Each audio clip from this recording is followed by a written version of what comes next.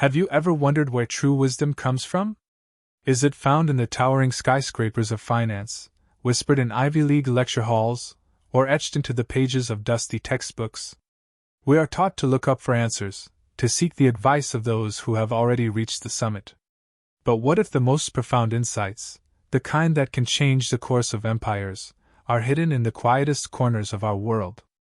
What if they are waiting in the hands of the person pouring your coffee, the one who is so often seen but never truly noticed? This is a story about a man who had everything but couldn't find the one answer he needed, and a woman who had nothing but the truth. It's a story that asks you to reconsider who you listen to, and to remember that sometimes, the most valuable assets don't appear on any balance sheet. Kale Al-Jamil sat in a booth that smelled faintly of stale coffee and bleach, a ghost in a world he owned but never inhabited. The vinyl seat was cracked, sticking to the back of his $1,000 suit pants. Outside, the rain-slicked streets of a city he was famous for reshaping reflected the neon buzz of a world that was, at this moment, utterly alien to him. He was a titan, a name synonymous with audacious architecture and ruthless acquisitions. His face was a regular feature on the covers of magazines that dissected wealth with surgical precision. Yet, here he was, in a 24-hour diner at 3 a.m, feeling the colossal weight of a single, catastrophic failure. The project was called Oasis Springs, a name conceived by a marketing team to evoke tranquility and prosperity. It was meant to be his legacy, a sprawling, state-of-the-art residential and commercial development designed to be a self-contained utopia. Instead, it was a ghost town of gleaming steel and empty glass. A multi-billion-dollar monument to his own hubris. Occupancy rates were abysmal, commercial tenants were pulling out, and the entire venture was bleeding money at a rate that made even his seasoned accountants turn pale. Across from him, Zaid, his most trusted advisor and a man whose pessimism was as finely tailored as his suits, swiped impatiently at his tablet. The screen glowed with charts that all pointed downwards, a cascade of red lines signaling disaster. "We have to liquidate Kale," Zaid said, his voice a low, insistent hum. "Sell the land, cut our losses. The brand can absorb the hit. We call it a strategic pivot. The market will forget in 6 months. Kale stared out the window, his jaw tight. It wasn't just about the money. It was about the public, humiliating defeat. He had promised a new way of living, a community of the future. What he had built was a beautiful, expensive tomb. "I will not be the man who built the world's most luxurious failure," Kale murmured, his voice rough. "There has to be another way. A different angle we're not seeing." Zaid sighed, a sound of pure, undiluted exasperation. "We have run every model. We have consulted with the top urban planning firms in the world. The angle, Kale, is that you overshot. You built a palace in a desert and were surprised when no one wanted to pay for the sand. It's time to be a pragmatist, not a dreamer." It was then that she approached their table. She moved with a quiet efficiency that spoke of long hours and aching feet. Her uniform, a pale blue apron over a white blouse, was worn but immaculately clean. Her name tag read Alara. Her eyes, he noticed, were tired, but they held a deep, observant stillness. She held a coffee pot in one hand and a damp cloth in the other. "More coffee?" she asked, her voice soft, almost hesitant, as if she were afraid of intruding on the heavy silence that hung over their booth. Kale looked at her, truly looked at her, for the first time. She was part of the machinery of the city, one of the countless invisible people who kept the world turning while men like him debated its direction from insulated boardrooms. A sudden, bitter, and reckless impulse seized him. It was born of desperation and a deep, gnawing frustration with the echo chamber of his own life, filled with men like Zaid who only told him what the data already confirmed. He wanted to break something, to shatter the sterile logic that had led him to this precipice. He leaned forward, a sardonic, mirthless smile playing on his lips. Zaid watched him, his eyes narrowing in confusion. "Forget him," Kale said, gesturing dismissively at his advisor. "You. Tell me. I have a business problem. A very large, very expensive one. A real estate project that is failing spectacularly. For a joke, just for a moment, let's pretend you are my top advisor. What should I do? Zaid scoffed, a sharp, derisive sound. Cale, this is absurd. Don't bother the staff. The manager, a portly man named Marcus with a perpetually sour expression, watched from behind the counter, his disapproval a palpable force. But Cale's eyes were locked on Alara. He was expecting her to look flustered, to stammer an apology and retreat. He was expecting to feel a small, cruel satisfaction in demonstrating the absurdity of his situation. He was not expecting the look of calm, analytical consideration that settled over her features. She placed the coffee pot down on the table with a steady hand. She didn't look at his suit, or the diamond-studded watch on his wrist, or the palpable aura of power that surrounded him. She looked directly into his eyes, and after a moment of profound silence that seemed to stretch for an eternity, she spoke. Her first words were not a guess, not a joke, not an apology. They were a diagnosis, delivered with the simple, devastating clarity of a physician finding the root of a disease. Sir, she said, her voice even and clear. With respect, you're asking the wrong question. Cale felt the world tilt on its axis. The condescending joke he had intended to make died on his lips, replaced by a sudden, sharp intake of breath. The air in the diner, thick with the smell of grease and burnt coffee, suddenly felt electric. Zaid, who had been ready with another dismissive remark, paused, his mouth slightly agape. Even Marcus, the manager, seemed to still behind the counter, sensing a shift in the atmosphere. Cale leaned in closer, the sardonic glint in his eyes replaced by an intense, burning curiosity. He had spent the last 6 months in meetings with the most brilliant minds in finance and urban development, men and women who charged thousands of dollars an hour for their opinions. They had presented him with algorithms, market projections, and 100-page reports. Not one of them had told him he was asking the wrong question.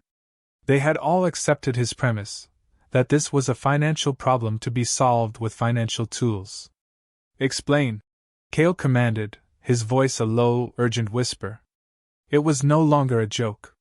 It was a demand. Alara wiped a non-existent smudge from the table with her cloth, her movements deliberate, as if gathering her thoughts. She wasn't intimidated by his tone or the sudden weight of his attention. You're asking what should I do to fix your project, she began, her gaze unwavering. That question assumes the foundation is correct and only the strategy is wrong. But what if the foundation itself is the problem? The right question isn't what should I do? It's what did I forget? It was like a key turning in a lock he didn't even know existed. What did I forget? The question echoed in the vast, empty halls of Oasis Springs, in the silent storefronts and the vacant, manicured parks. He had forgotten something. Something vital. You see this diner? Alara continued, gesturing with her head to the worn-out room. To an investor, its value is the building, the land, the kitchen equipment. Those are the assets. They would tell you to sell the equipment, tear down the building, and put up something more profitable. They would be asking what should we do? She paused, then pointed a finger toward a corner booth where an elderly man was slowly reading a newspaper, his coffee cup refilled 3 times without his ever having to ask. But the real value of this place isn't the coffee machine. It's him. It's Mr. Henderson. He's been coming here every morning for 30 years. It's the 2 nurses from the night shift at the hospital who share a plate of fries before they go home. It's the trust. The community. The feeling that this place is a part of their lives. That's the foundational value. And it's something you can't buy or build. You can only earn it. Cale stared at her, speechless. In a few simple sentences, a waitress in a roadside diner had articulated the very soul of his problem with more clarity than his entire team of Ivy League analysts. He had built Oasis Springs with the finest materials, the most advanced technology, the most celebrated architects. He had focused entirely on the assets. He had forgotten about Mr. Henderson. He had forgotten that a community is not a collection of buildings, it is a collection of bonds between people. He had built a house, but he had forgotten to make it a home. Zaid finally found his voice, a strained, incredulous laugh. That's very poetic. But we are talking about a multi-billion-dollar commercial enterprise, not a coffee shop. We need actionable data, not philosophical anecdotes. But his words lacked their usual confident bite. He could see the effect Alara's words were having on Cale, and it unnerved him. Just then, Marcus, the manager, bustled over to their table, his face a mask of furious apology. "I am so sorry, sir," he said, directing his words only to Cale, completely ignoring Alara. "She has no business bothering you. She's new. I'll handle this." He turned to Alara, his voice dropping to a venomous hiss. "What do you think you're doing? Get in the back, now. You're here to pour coffee, not to give lectures." The disrespect was so casual, so ingrained, that it was almost invisible. But Cale saw it. He saw the way Marcus's eyes slid over Alara as if she were a piece of furniture. He saw the way he dismissed her profound insight as an annoyance. And in that moment Cale's perspective shifted. He was suddenly aware of the 1,000 daily indignities faced by people like Alara, the quiet geniuses hidden in plain sight, their wisdom ignored and their potential squandered because they didn't wear the right suit or have the right title. Cale raised a hand, stopping Marcus in his tracks. His voice was calm, but it carried an authority that froze the air. "She is not bothering me," he said, his eyes still fixed on Alara. "She is, in fact, the first person in a very long time to offer me anything of value." He reached into his jacket, pulled out a sleek, black wallet, and extracted a business card. He laid it on the table in front of Alara. "My name is Cale Aljamil. I would like to hire you as a consultant. I will pay you for 1 hour of your time what you make in a month here. We will meet tomorrow at my office. 10 a.m. Alara stared at the card, then at his face, her composure finally cracking to reveal a flicker of disbelief. Marcus's jaw dropped, his face turning a blotchy red. Zaid looked as though Cale had just announced he was investing his entire fortune in a failing coffee shop. The diner, once a refuge of anonymity, had just become the stage for the most important business decision of Cale Aljamil's life. And it was a decision based not on data or projections, but on the simple, powerful words of a woman who understood the difference between price and value. The contrast between the diner and Cale's office was a chasm between two separate universes. The Aljamil Tower was a gleaming spear of glass and steel that pierced the sky, a testament to wealth so immense it could bend a city's skyline to its will. The lobby was a cathedral of marble and silent, intimidating art. The elevator ascended with a whisper, opening onto the top floor, a panoramic expanse that offered a god's-eye view of the world below. Alara stood in the center of the office, her simple, clean-pressed blouse and dark slacks feeling impossibly inadequate in the face of such overwhelming opulence. She clutched her worn handbag like a shield. Yesterday, she had been worried about making rent. Today, she was standing in the nerve center of a global empire, invited there by the emperor himself. Cale stood by the floor-to-ceiling windows, looking not at the city, but at her reflection in the glass. Zaid was there, of course, positioned near a massive mahogany desk like a sentinel, his arms crossed, his skepticism radiating from him in palpable waves. "Welcome, Alara," Cale said, turning to face her. His tone was different here, more formal, but still carrying the same intensity as it had in the diner. "Thank you for coming. I wasn't sure if you were serious," she admitted, her voice barely a whisper. "I have never been more serious in my life," he replied. He gestured to a seating area with leather chairs that probably cost more than her car. "Please," Zaid remained standing, a deliberate power play. "Mr. Aljamil," he began, his voice dripping with condescension. "While I appreciate your unconventional approach, perhaps we should bring Mississippi Alara up to speed on the complexities of the Oasis Springs portfolio. We're dealing with derivative securities, municipal bonds, zoning variances." He was trying to bury her, to drown her in a flood of jargon designed to intimidate and exclude. He wanted to prove that her simple wisdom had no place in their complex world. Alara met his gaze directly. She didn't flinch. "You can call those things whatever you want," she said, her voice finding its strength. But they are all just names for the same thing: promises. A bond is a promise to pay someone back. A zoning variance is a promise to the city about how you'll use the land. Your entire project is a mountain of promises. The problem is, you forgot the most important one. Inchcale leaned forward, captivated. And what is that? The promise you made to the people who were supposed to live there, she said. You promised them a community. A home. But you didn't talk to them. You talked to architects and designers and marketing firms. You built what you thought they wanted, instead of asking them what they needed. She reached into her handbag and pulled out something that looked ludicrously out of place on the polished glass table, a paper napkin from the diner. On it, she had sketched a simple diagram in blue pen. It wasn't a blueprint or a financial model.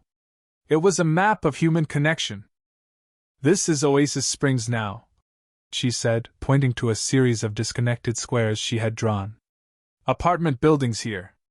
Retail space here. Park here. It's all separate. It's sterile. People drive into their underground garage, take an elevator to their apartment, and never have to see another human being. Then, she started drawing lines, connecting the boxes. Where is the heart? She asked, her pen circling an empty space in the center of her drawing. A real community needs a heart. A place where people collide. A farmer's market on Saturday mornings. A playground that isn't tucked away in a corner but is right in the middle of everything, so the sound of children playing becomes the soundtrack of the neighborhood. A small library. A community kitchen where people can take cooking classes or host potlucks. You didn't build a town square. You built a shopping mall with bedrooms attached. Zaid let out a sigh that was a masterpiece of theatrical disbelief. A community kitchen? We have 3 Michelin-starred chefs ready to open restaurants. We are targeting high-net-worth individuals, not hosting potlucks. High-net-worth individuals are still people. Elara countered, her voice ringing with a conviction that silenced him. They get lonely. They want to feel like they belong to something. You're not selling them square footage. You're selling them a life. And the life you're offering is an empty one. Inchcale picked up the napkin, studying the simple, hand-drawn lines as if they were the most intricate architectural plans he had ever seen. He saw it. He saw the life, the energy, the heart that was missing from his billion-dollar failure. He saw the children on the playground, the neighbors chatting at the market, the warmth of a shared meal in a community kitchen. It was everything he had unconsciously been searching for, a truth so simple and profound that his army of experts had completely overlooked it. He looked at Elara, a sense of awe dawning on him. Her knowledge didn't come from a business school. It was deeper than that, etched into her by experience. How do you know this? He asked softly. Why do you see this so clearly when no one else does? Elara's gaze drifted towards the window, looking out over the sprawling city, but her eyes were seeing a different place, a different time. A ghost of a memory flickered across her face, a shadow of pain that she had carried for years. Because I've seen what happens when a community loses its heart, she said, her voice dropping, becoming thick with emotion. My parents owned a small grocery store. The Corner Harvest, it was called. It wasn't fancy. The floors were old linoleum and the lighting was a bit dim. But it was everything to our neighborhood. She took a slow, deep breath, anchoring herself in the present before diving back into the past. My father knew everyone's name. He knew Mrs. Gable's son was allergic to peanuts, so he'd always set aside a special batch of cookies for him. He knew Mr. Chen was looking after his grandkids for the week, so he'd order in extra juice boxes. My mother arranged the flowers out front. People didn't just come to shop. They came to talk, to catch up, to feel connected. If someone was sick, a basket of soup and bread from our store would appear on their doorstep. It was more than a business. It was the neighborhood's living room. Cale listened, utterly still. The story was painting a picture in his mind, one far more vivid than any architectural rendering. He could almost smell the fresh bread, hear the friendly chatter. Then, Elara continued, her voice hardening with a remembered grief. A corporation, one not so different from yours, Mr. Aljamil, bought the whole block. They called it urban revitalization. They built a massive, sterile supermarket with bright lights, endless aisles, and self-checkout machines. It was efficient. It was clean. It was cheaper. She looked down at her hands, clenched tightly in her lap. And it was completely soulless. No one knew your name. No one cared if your son had allergies. It was a transaction, not an interaction. My parents couldn't compete. They lost the store. They lost their home. They lost their purpose. A single tear traced a path down her cheek, and she wiped it away with a fierce, quick gesture. But it wasn't just my family that lost something. The neighborhood lost its heart. The friendly conversations in the aisles were replaced by the cold beeps of scanners. The sense of looking out for one another vanished. The new supermarket was a success on paper. Its profits were huge. But the community died. I watched it happen. She finally looked up, her eyes locking with Cale's. There was no accusation in them, only a profound and sorrowful understanding. You've built a beautiful supermarket, Mr. Al-Jamil. But you have forgotten to build the corner harvest. That's what you forgot. You forgot that the economy of a community isn't measured in dollars. It's measured in connections, in acts of kindness, in the simple feeling of being known. The silence that followed was heavy and absolute. Zaid, for the first time, had nothing to say. His cynical arguments about portfolios and profit margins seemed petty and insignificant in the face of her raw, heartfelt truth. Cale felt a profound sense of shame wash over him. He had always seen himself as a builder, a creator. But she was right. He had been creating structures, not communities. Monuments to his own ego, not homes for people. Her personal story had transformed her abstract idea into a powerful, undeniable reality. He was the corporation that had destroyed her family's dream, replicated on a global scale. He had been so focused on the what of his project that he had completely ignored the why. He had forgotten the human element, the very thing that gives any endeavor its true and lasting value. He stood up, walked to the window, and stared down at the city. It looked different now. He didn't see a collection of assets to be managed and monetized. He saw millions of lives, millions of potential connections, millions of tiny, fragile communities that formed the true foundation of the metropolis. He saw the ghosts of countless corner harvests that had been sacrificed on the altar of progress. He turned back to face the room, his decision made. It was a terrifying, illogical, and career-defining gamble. It went against every piece of advice he had ever received, every instinct that had made him a billionaire. But in his gut, he knew it was the only way. "Zaid," he said, his voice firm, leaving no room for argument. "Cancel my afternoon. Clear my schedule for the rest of the week. I want the entire Oasis Springs executive team in the main boardroom tomorrow morning at 9. All of them. Architects, engineers, marketing, finance. Everyone." Zaid's eyes widened in alarm. "Cale, what are you planning to do? You can't make a rash decision based on this." He gestured vaguely at Alara and her napkin, as if they were contaminants in his sterile world. Cale's gaze was like granite. "This," he said, tapping the napkin with his finger, "is the most valuable business plan I have ever seen. It's time we stopped building a spreadsheet and started building a neighborhood." He then turned his full attention to Alara, his expression one of deep respect. "Alara, your hour is not up. I would like to offer you a new position. Not as a consultant. I want you to head a new division for this project. The Community Integration Division. Your only job will be to build the heart we forgot. I will give you the budget, the authority, and my full support. Tell me what you need, and it's yours." Alara looked stunned, overwhelmed by the sheer magnitude of the offer. From waitress to corporate executive, in the span of a day. It was impossible. I don't have a degree," she stammered. "I don't know anything about corporate structures or, you have something more important than a degree." Cale interrupted gently. "You have understanding. You have lived the consequences of what people like me build. Your experience is your qualification. Will you help me?" For a moment she hesitated, the weight of her past and the fear of the unknown pressing down on her. Then she thought of her parents, of the vibrant community that had been lost. This was a chance, an impossible, miraculous chance, to build it again. To honor their memory not by looking back, but by building a better future. Her spine straightened. The doubt in her eyes was replaced by a steely resolve. Yes, she said, her voice clear and strong. Yes, I will. Zaid stared at them both, his face a perfect mask of horror. His world of predictable numbers and logical outcomes had just been upended by a coffee-stained napkin and a memory of a grocery store. The quiet revolution had begun. The main boardroom at Al Jamil Tower was a place of immense power, designed to intimidate. A single, gargantuan slab of polished black stones served as the table, surrounded by 24 chairs, each a throne in its own right.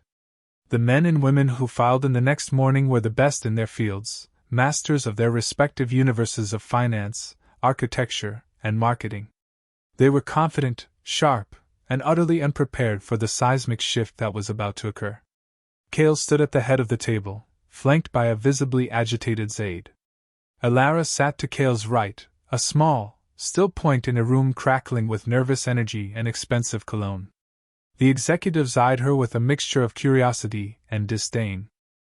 They had been briefed only that the meeting was a radical strategic reassessment of the Oasis Springs project, and her presence was a baffling anomaly. Whispers circulated. Was she a focus group participant? A new assistant? No one could have imagined the truth. Cale began without preamble. Good morning. I have called you all here today to announce a fundamental change in direction for Oasis Springs. For the past year, we have been operating under a flawed premise. We have been trying to sell a product. From today, we will begin the work of building a community. A confused murmur rippled through the room. Cale held up a hand for silence. Our metrics have been wrong. We have been tracking sales, leases, and revenue. We have been blind to the metrics that truly matter: connection, belonging, and shared purpose. Oasis Springs is a financial disaster because it is a human failure. And I was the one who failed. The admission of failure, coming from a man like Cale Al-Jamil, was a shockwave that silenced the room.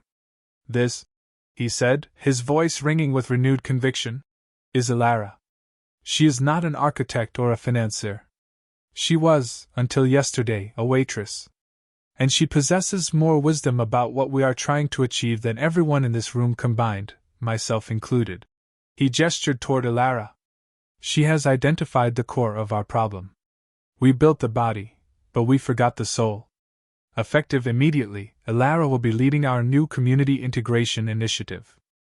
She has full authority to reshape the central common areas of the project. Her budget is, for all intents and purposes, unlimited. Her directives will be prioritized over all existing plans. The room erupted. It wasn't a murmur anymore, it was a roar of protest. This is insane, shouted the head of finance. A waitress? With an unlimited budget? The lead architect stood up, his face flushed with anger. My designs were approved by the top critics in the world. You want to let an amateur deface them with a potluck kitchen?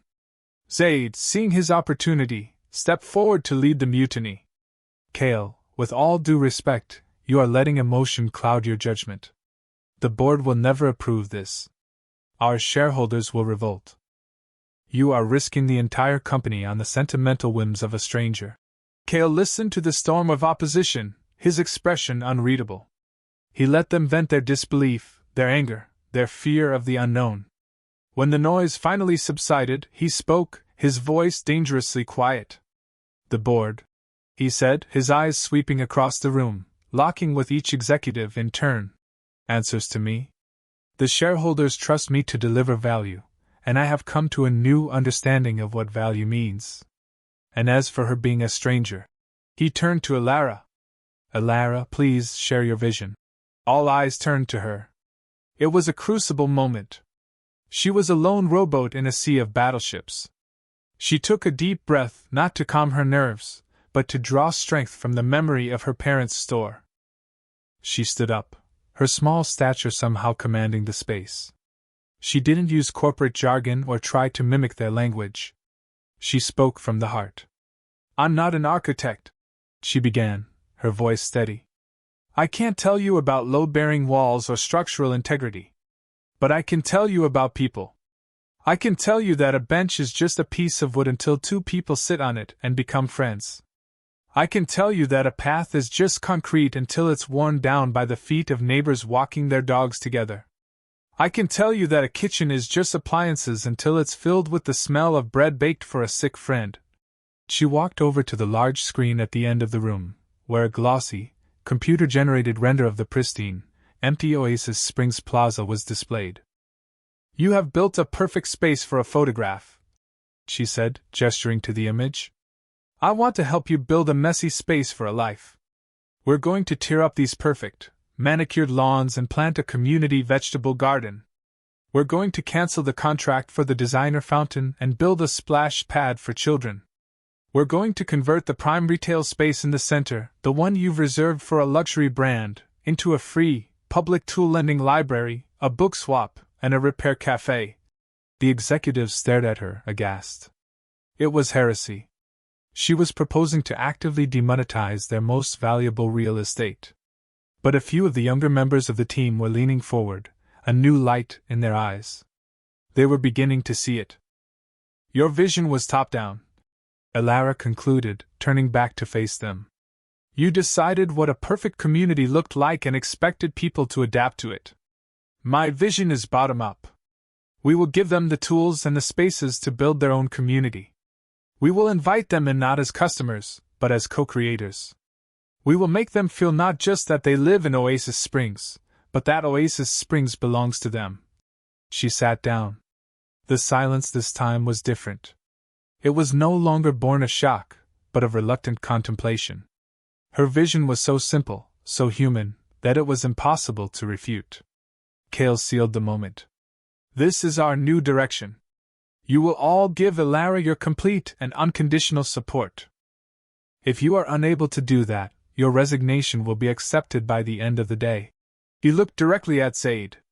"That applies to everyone." The threat was clear. The mutiny was over before it had truly begun. The war for the soul of Oasis Springs, however, was just beginning. The first few months were a brutal education for Elara. She was thrust into a world of Gantt charts, supply chain logistics, and fierce departmental politics. The resistance was not always overt, like it had been in the boardroom. It was subtle, a death by 1,000 paper cuts. Budget requests were slow-walked. Memos went unanswered. The architects submitted revised plans for her community hub that were technically compliant but aesthetically cold, deliberately missing the spirit of her idea. Zaid was the ghost in the machine, the source of the friction. While he hadn't resigned, he worked tirelessly behind the scenes to undermine her, whispering in the ears of board members, planting seeds of doubt, and ensuring every minor setback was magnified into a catastrophe. He was convinced she would fail, and he was determined to help her do so. But Zaid and the old guard underestimated her. Elara's strength wasn't in navigating their corporate labyrinth. It was in ignoring it. Instead of fighting battles in boardrooms, she took the fight to the ground. She put on a hard hat and spent her days at the construction site, talking to the workers, learning their names, asking for their ideas. She set up a temporary office in one of the empty storefronts and posted a simple, handwritten sign on the door. "Tell me what you need to make this place your home." At first, no one came. But then, a few of the early, isolated residents, drawn by curiosity, trickled in. She didn't greet them with a sales pitch or a brochure. She greeted them with a pot of coffee and a listening ear. She held town halls that felt more like family gatherings. She listened to their loneliness, their frustrations, their hopes. She learned that the young mother in 7B felt trapped because there was no safe place for her toddler to play. She learned that the retired engineer in 12A was a passionate woodworker with a garage full of tools he couldn't use in his new apartment. She learned that a group of young tech workers wanted a space to host game nights. Each story, each need, became a brick in her new foundation. Cale, true to his word, was her unwavering shield. He ran interference with the board, approved her unconventional expenses without question, and made it clear that her authority was absolute. More than that, he became her student. He started joining her at the site, not in his tailored suit, but in jeans and a polo shirt. He didn't give orders, he listened. He helped a group of residents build planter boxes for the new community garden. He sat in on the town halls, hearing firsthand the problems his original vision had created. He was witnessing the slow, beautiful, and messy process of a community being born, and it was transforming him. He saw Alara in her element, not as a corporate executive, but as a connector of people. She had an innate gift for seeing the potential in others and finding ways to bring them together. She started a Skillshare program, connecting the retired engineer with residents who wanted to learn woodworking. He set up a makeshift workshop in a donated space, and it quickly became a hub of activity. She organized a potluck for the gaming group, which led to new friendships. She worked with the construction crew to fast-track the playground, and the sound of children's laughter soon echoed through the once silent plaza. Zaid watched this all with growing desperation. The project was still hemorrhaging money, and the soft, metrics Alara was so proud of, smiles, new friendships, shared meals, couldn't be entered into a spreadsheet. He saw it as a chaotic, unprofessional mess. He prepared a devastating report for the next board meeting, detailing the budget overruns on frivolous projects like the garden and the workshop, convinced it would be the final nail in the coffin of Cale's sentimental experiment. He was about to learn, just as Cale had, that the most valuable assets are the ones you can't quantify. 6 months after the tumultuous boardroom meeting, the day of the grand reopening arrived. It wasn't a stuffy, black-tie affair as originally planned. It was a community festival. The central plaza, once a sterile expanse of concrete, was almost unrecognizable. It was alive. A vibrant farmers' market filled the space, with local growers selling fresh produce next to residents selling homemade crafts. The scent of grilling food from a community barbecue wafted through the air. In the center, the new splash pad was filled with shrieking, happy children, their parents watching from colorful benches arranged in conversational clusters. The community kitchen had its doors wide open, hosting a baking competition. The sound of a live band, comprised of residents who had met at one of Alara's mixers, filled the air. It was messy. It was loud. It was joyful. It was everything the original plan was not. Cale and Alara walked through the crowd, not as a billionaire and his employee, but as proud co-hosts. People constantly stopped them, not to talk business, but to thank them, to introduce their families, to share a story about a new friend they had made. Cale had never felt a sense of ownership like this before. It wasn't the pride of possession, it was the pride of belonging. The board members arrived, chauffeured to the edge of the festival. They stepped out of their luxury cars looking stiff and out of place. They had come armed with Zaid's damning report, ready to stage a coup and force Cale to liquidate. Zaid stood beside them, a grimly triumphant look on his face. But as they took in the scene before them, their expressions began to change. They saw not a financial liability, but a thriving, energetic, and deeply desirable place to live. They saw families pushing strollers, teenagers laughing, elderly couples holding hands. They saw life. A marketing executive on the board, a woman known for her ruthless focus on analytics, turned to her colleague. "My God," she whispered. "You couldn't buy this kind of brand loyalty. This is authentic. This is real." Zaid's confidence began to waver. He pointed to the tool library. "That was supposed to be a Gucci store. Think of the lost revenue." But no one was listening. They were watching a father and son emerge from the library, carrying a toolbox, on their way to build a birdhouse together. They were witnessing value being created that far exceeded rental income. Just then, Cale took to a small stage that had been set up. He didn't have a prepared speech. He just spoke from his transformed heart. "Welcome, everyone," he said, his voice carrying over the happy din. "A year ago, I stood on this spot and saw only empty buildings. I saw a failure. I was wrong. The failure wasn't in the buildings, it was in my vision. I thought a community could be designed and sold. But I've learned that a community can only be grown. It's grown with trust, with shared work, with kindness, and with the courage to listen to one another. He turned and gestured for Alara to join him on stage. The crowd erupted in genuine, heartfelt applause. This was all made possible by one person, Cale continued, his voice thick with emotion. A person who had the wisdom to see what all my experts missed. She reminded me that the heart of any home, or any city, is not made of steel and glass, but of people. Thank you, Alara. He then looked directly at the stunned board members and a pale-faced Zaid. I have one final announcement. The data from the last quarter is in. While construction costs on the community projects did increase, our application rate for new residential leases has increased by 500%. We have a waiting list for the first time. The commercial spaces are now fully leased, not to luxury brands, but to a daycare, a local bakery, and a doctor's office, businesses the residents themselves requested. Oasis Springs is projected to be profitable a full year ahead of schedule. A gasp went through the board members. Zaid looked as if he had been physically struck. His data, his logic, his entire cynical worldview had been shattered. He had been so focused on the cost of the seeds that he had completely failed to see the value of the harvest. Cale wasn't finished. To honor the spirit that rebuilt this place, I am launching the Al Jamil Foundation. Its first initiative will be the Corner Harvest Project, a fund dedicated to providing grants and support to small, community-focused businesses. The kind of businesses that serve as the heart of their neighborhoods. He turned and handed the microphone to Alara. And I can think of no one better in the world to run it. The applause was deafening. Alara stood there, bathed in the warm afternoon sun and the even warmer affection of the community she had brought to life. She thought of her parents and knew, with a certainty that filled her soul, that their legacy was not just alive, it was about to be planted in countless neighborhoods, all over the world.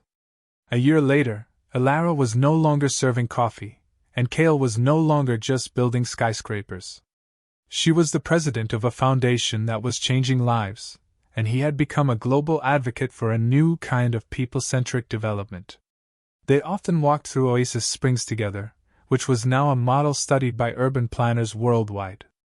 It was a living testament to their shared discovery.